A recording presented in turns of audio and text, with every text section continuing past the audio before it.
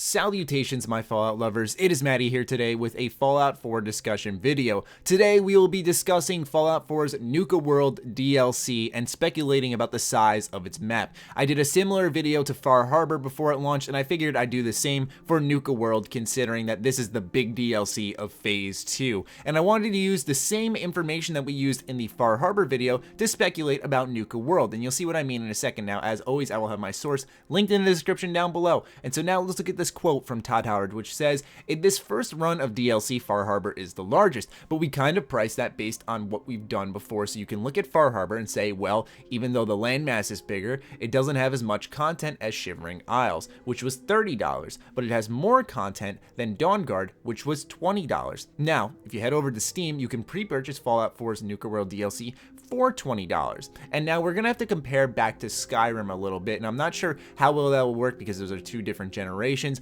but when you look at the Dawnguard DLC and the Dragonborn DLC, both were $20. Now, I think it's hard to compare to the Dawnguard DLC because I felt personally, in my honest opinion, that was the most lackluster of the DLC between those two. So I'm gonna compare more so to Dragonborn because that was more of the classic, let's go to a new area, here's new dungeons, new quests, all that type of stuff, while I felt Dawnguard was more of a story-driven experience, but still a bigger piece of content. But for me personally, I got about 15-ish hours, 20 maybe, out of the Dragonborn DLC. And here's a look at the map of it. And so this is kind of a general idea of how much you can expect for Fallout 4's Nuka World DLC, given that quote from Todd Howard, since they're basing it off of price and how much content there is. Perhaps Nuka World has similar content. If they're basing their pricing off of Skyrim DLC, I'd say it's fair to say that Nuka World will likely have the same amount of content as probably Dragonborn, which in my opinion is perfectly alright. Now, mind you that Fallout 4 does have a bit of longevity in the term of radio quests and obviously the settlement mode, so maybe they're accounting for that when they're talking about the pricing of this DLC, which I hope they're not. I hope they're talking about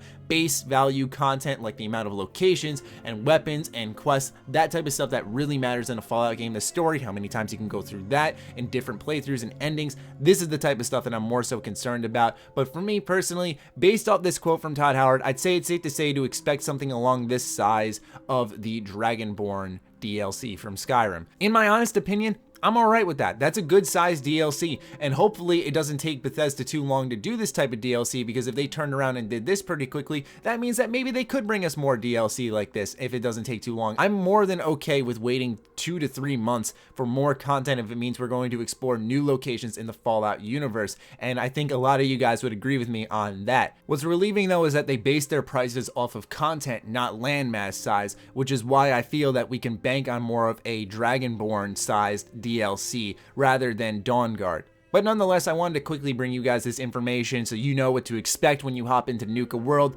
Next month, we should be getting the Fallout 4 Vault Tech Workshop DLC soon, so I'm looking forward to that, making some videos on that DLC. And I'd love to hear your thoughts on this in the comments down below. As always, be sure to follow me on Twitter, like me on Facebook. The links are in the description. Check out SugarBomb.com, the place by Bethesda fans for Bethesda fans. Other than that, stay sexy, stay active. I love you all. Peace.